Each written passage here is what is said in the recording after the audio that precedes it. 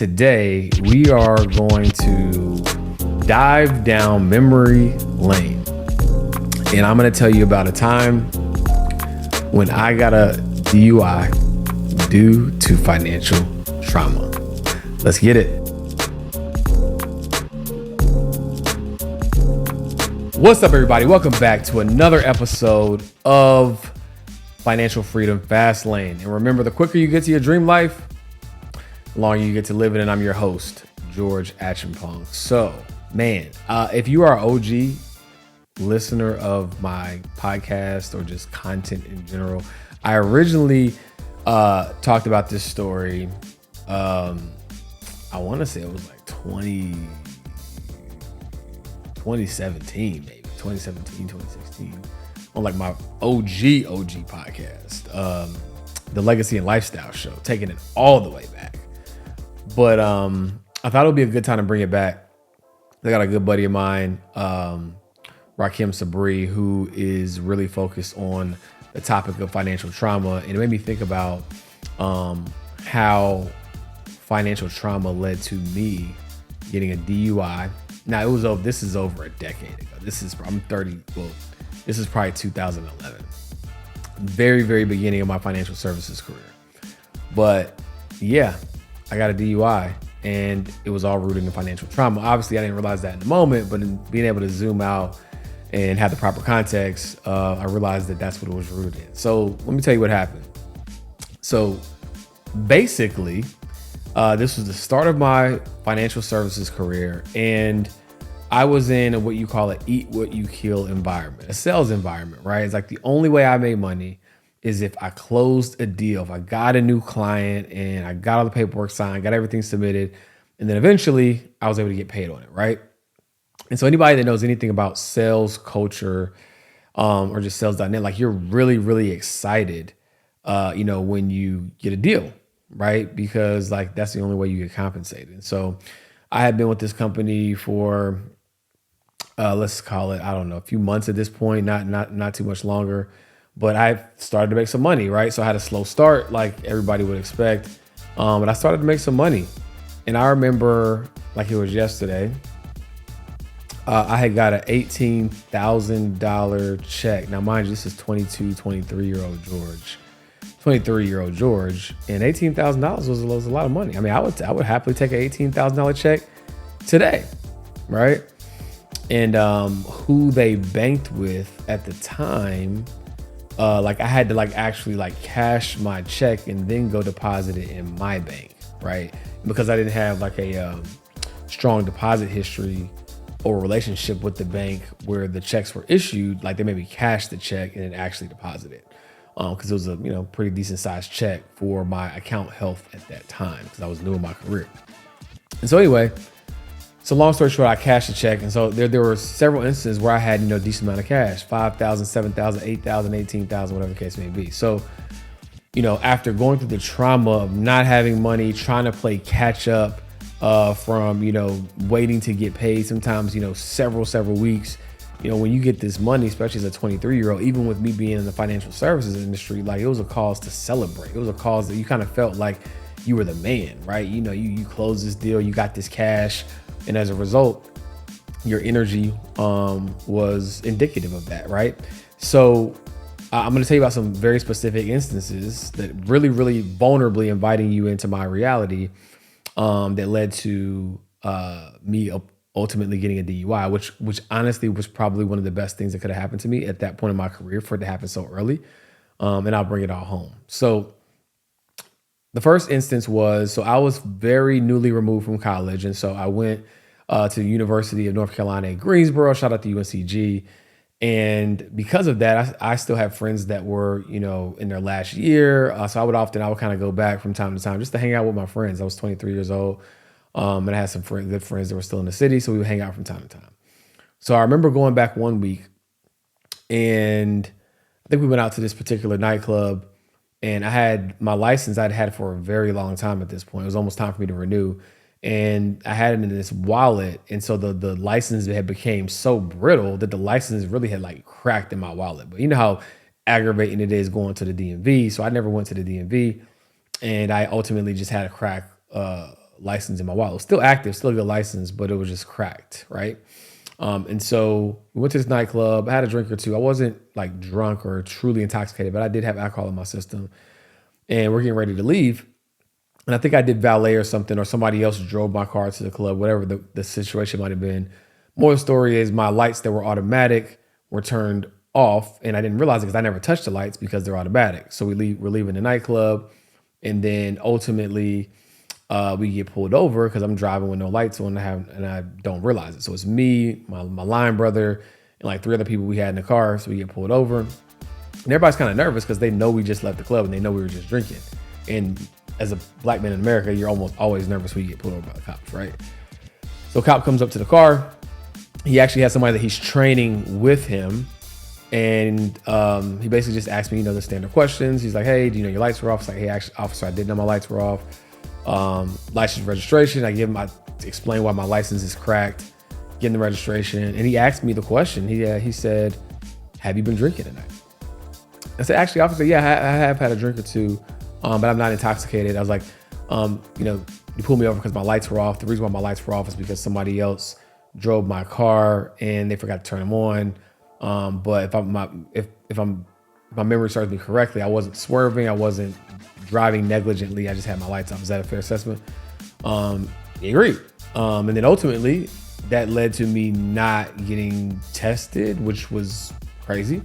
And so I was able to walk away. I think maybe with a warning at best. He's like, get home safe. I told him how close we were. I mean, we were like, quickly removed from college and knew probably how bad a DUI could set somebody back at that point, right? So anyways, nothing happened. So at that moment I felt a little bit invincible, right? I felt a little bit invincible because I'm in the car with my friends, just leaving the nightclub. I'm feeling like big man off campus. I don't even go to school anymore at this point, but I'm feeling like the man, right? And that's like the first time where I felt like, well, in this trend that I'm going to outline for you, where I felt invincible because I'm like, yo, I just got pulled over by the cops, literally told the cop I was drinking and nothing happened. Right. So that was the first instance. Another instance, I come up to Greensboro and I got to stay away from Greensboro is the key. Came back up to Greensboro and I was going to another nightclub. So stay away from Greensboro, stay away from the nightclubs. And we were going out that night to another party, another event.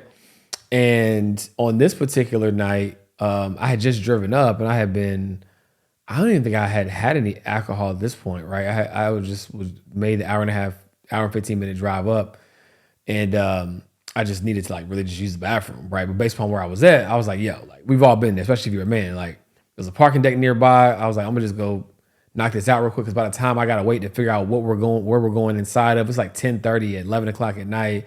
Like some stuff is closed, only stuff that's really open is a nightclub. They got a line. Like I just made a quick decision. And I was like, I'm just going to find a corner in the parking deck and I'm going to do what I got to do, take care of my business. So I find that corner in the parking deck. And as I'm finishing up, I hear a voice yelling at me, hey, what are you doing? I'm like, oh, God. Now, in my mind, I'm thinking this is like some mall cop, parking garage, situation. And, like just security, right? Top flight. And so I'm like, I'm about to run away from this dude. I'm not about to entertain it. And I don't know why I decided to run. Like I could have just pull my pants up and then just turn around and say, hey man, I really had to go. But my instinct, my manhood was exposed. My instinct was to, zip up and take off. Right. So I do just that. And so I'm taking off running. I'm going crazy. I'm sprinting. Mind you, I got on a purple and gray Argyle Banana Republic sweater and some gray cashmere Banana Republic pants. Yeah, I've been dressing for a while now. That was when I was 23. I'm 36. But and I'm hauling ass in these loafers, right? And then I just kind of glanced back. I'm thinking at this point I've had to lose the dude, right? I can stop running. I look back and this dude done shot the taser out at me. I'm like, yo, he is wilding. He shot the taser out at me. So it's at that moment I realized, you can say, it's in that moment he realized he messed up.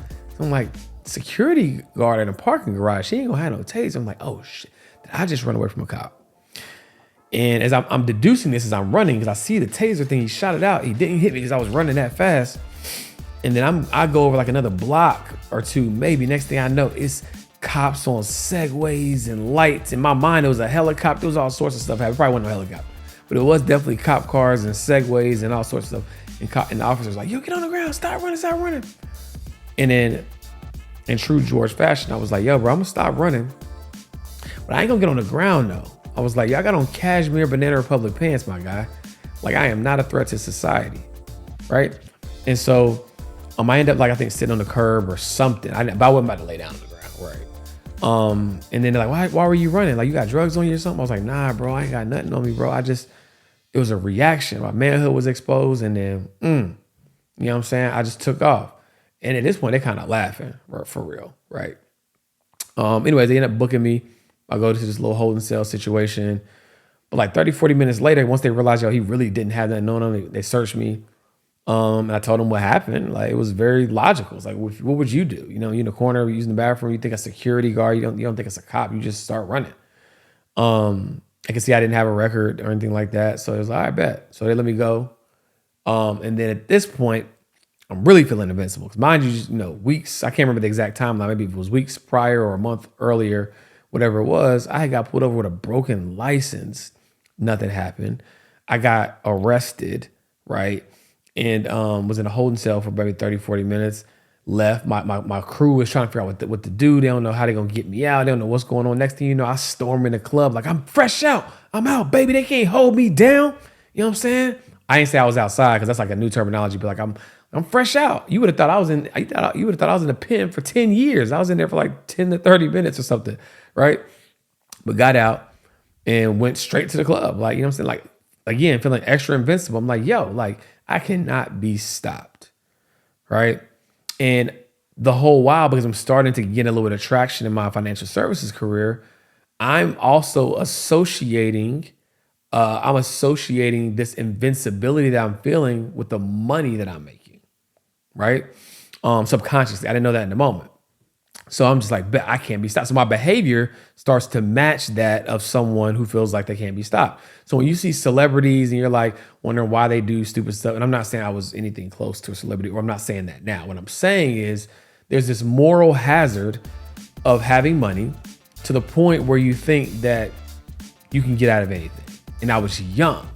And so I was starting to develop that gene and that trait very early. And yeah, so that was strike two. All right, so strike three is I went to Greensboro, and remember I told you I got those checks and I had to go deposit them in my bank. This time I didn't get a chance to deposit money in my bank. I think I had like 8,000 or something like that, right? 8,000 cash. And again, mind you, I'm 23 years old, right? Somebody hands you 8,000 cash right now, you might be out here acting crazy, right? So I'm 23 years old, somebody handed me $8,000 cash. And I didn't get a chance. I low-key intentionally didn't make it to the bank, but it just kind of worked out that way. I cashed a check at like 4:30, and then I had to get on the road to Greensboro, had some people with me, and I didn't end up getting a chance to cash a check, right? So I'm riding up to Greensboro, $8,000 in the glove compartment. You know what I'm saying? Cash. And so we go out that night, and I'm like buying people drinks. This is back when bottles were probably a little bit cheaper. I'm buying bottles, I'm buying drinks, I'm slapping people a $100 bill. Like, you put your mans on, you look back. When I say slapping, I don't mean really slapping. I mean like, pulling the money out of my pocket, patting somebody on the chest, like, man, go get yourself some drinks, man. It's on me. That type of vibe. Went back to VIP. It was buying shots for everybody. It was going crazy, right? And so yeah, so then I'm, this young single guy. I was kind of like talking to this one lady. I said lady. That sounds like an old man. Talking to this one young lady at the time, and then talking to her. And there's another young lady I wanted to talk to. It wasn't nothing exclusive, so I felt like I was in the clear. And then, how I go. Like, one of them felt, kind of, slighted, and they end up like somehow like talking to each other or whatever. Something happened, and I'm just like, you know what? I don't need this. So the young lady who I was supposed to actually be staying with before that evening, I was like, I don't need none of y'all. I'm gonna go back to Greensboro. I'm gonna go back to Charlotte tonight. And so I had somebody with me. So I was like, we go back to Charlotte tonight. Everybody was like, nah, G, you just tripping. Like, just, stick around. It's late. I was like, nah, my pride, my ego got in the way. I'm like, nah, I'm out of here. Forget y'all. I don't need nobody. And so we get in the car. And I'm more sleepy than anything, right? I'm not really, again, not intoxicated, because I feel like I had enough good sense to where like I'm not gonna get behind the wheel and like truly be intoxicated, right? We've all, I'm gonna say we've all, but I'm pretty sure there's a lot of people who've had a drink or two. They know their limits, and you're driving, but you're not incoherent. You're aware. And at 23, I feel like I was cool. I was in the clear. So I was about to get back on the road. Mind you, Greensboro to Charlotte like an hour and 15 minutes. So I thought it was fine. It's gonna be a quick little drive. Everything was everything. I'm getting sleepy. You know how you roll the window down, you try to start yelling, start talking, turn the music up. Nothing was working. At this point, I don't know what happened. I think the other young lady that my homegirl that was riding with me, she was asleep. And so I'm like, bet, I'm just gonna make it happen. So I think at some point I kind of like dozed off a little bit. So I just like, swerved just a little bit. The good news is it was like 2 in the morning, 2:33 in the morning. So there was nobody on the road. Thank God, right? Because if I swerved and could have hit somebody, it could have been a lot worse, right? And let me just say this and pause this right here. Again, I'm 36. I was 23 at the time. And regardless of how old you are, drinking and driving is something you should never do, right? Especially now, like back then they didn't have Ubers like that. You had to get taxis and all that kind of stuff. But like even then, and especially now, there is never a reason to have any type of alcoholic beverage and drive if you can help it, right? No matter how coherent you think you are, leave your car if you drove, if you didn't expect to drink. You catch an Uber. If you plan to drink, just catch an Uber in the first place, because whatever the cost of that Uber or Lyft is going to be much cheaper than what it's going to cost you if you get in an accident, if you lose your life, if you hurt somebody else, or if you go through what I went through and you get a DUI, right? Now, mind you, here I am. I'm this upstanding citizen, don't have a record. I'm a new entrepreneur. I'm supposed to be a model citizen, financial services industry. And anyways, I get pulled over and the officer asked me, have you been drinking? I saw you swerve. I was like, actually, officer, I'm tired, man. Like it's just late. I probably should have not made this drive. I'm just trying to get back home. It's a gas station up here. I'll get an energy drink if I need to. Right. So this officer, unlike the first officer I had an encounter with, he wasn't here, and he's like, okay, I feel you, but we're going to have to do this breathalyzer test. Oh God. Now, mind you, this never happened to me. I'm thinking maybe I'll pass, right? I don't know. Because I know there's like a legal limit, but I know nothing about this stuff, right? So I end up taking the breathalyzer test, and I end up blowing like the lowest possible illegal limit known to me. And I'll explain how I know that. I'm not just saying that to underplay it, right? I'll explain how I know that to be true. So I blow it, and they're like, at this point, like, all right, so we got to take you in. So they put me in cuffs, put me in the back of the paddy wagon, put me in the back of a cop car. And it was very respectful, what I'm saying? It wasn't like no crazy situation. Just they had what they were supposed to do, right? And so my friend who was asleep at that point, she was coherent. They tested her and said, hey, you're good to drive. Because if she had been drinking, then they were going to impound my car. They were like, since you got somebody with you who hasn't been drinking, if you are okay with them driving your car, they can drive your car. At this point, we were probably about 25 minutes outside of Charlotte. I had made it pretty close, made it to like Salisbury-ish, like 25, 30 minutes outside of Charlotte. And so she drives my car back. They take me to this place, holding cell. Then she leaves. And so now I'm having to figure out who I'm going to call, because I'm not calling my mom. I'm not calling my sister. So I'm like, who can I call? One of the people I thought to call was one of the young ladies that I was supposed to be staying with. Because I knew her number. I remembered her number. So I was like, but I can't call her. Like, this is like the ultimate, like, slap in the face to me. So I'm like, I can't call her, right? So I can't remember who I ended up calling. But the more the story, I think I ended up calling the young lady who, either one of my I called my homeboy Charlie. That's who I called. And so then he was able to coordinate getting the young lady who drove my car back home, getting her back up to Greensboro like that next morning when I was able to, well, not Greensboro, but Salisbury, when I was able to like get out. And then this begins my journey towards having a DUI, right? So anybody who's experienced something similar, it doesn't happen to me. It's not like you just get a DUI because you got pulled over. Like, it's a whole process, and you got to go to court and all this stuff. And so I dragged this thing out for a while because like I did not want to face the flutes. And so my attorneys actually kind of recommended, like, they drug it out for a while so they can try to like build a case. And long story short, after about almost 11 months, I ended up getting a DUI. It was so low though that I was able to drive from like 8 a.m. to like 11 p.m. at night or something like that, or like 8 p.m. at night, 8 to 8 or something like that. Outside of those parameters, I wasn't supposed to drive. And I think that was like supposed to be for like a year, and then I had to like go do these classes. It's crazy, right? And at the time, it was so embarrassing. I can't believe I even talk about it now, right? It was so embarrassing, right? The fact to the point where that happened in 2011, I didn't even tell my mom and sister about it until when I talked about it for the first time on my podcast in like 2016. I was like, yeah, I'm about to drop this podcast, and something happened years ago that I never told y'all about, but I don't want y'all to listen to the podcast and learn about it that way. So here's what happened. And so, yeah, I got a DUI. My insurance was through the roof for a few years, 3 years. And it was probably the best thing that could happen to me because I was on a trajectory of like, yo, I can do anything I want. I can buy myself out of any situation. You know, it is what it is.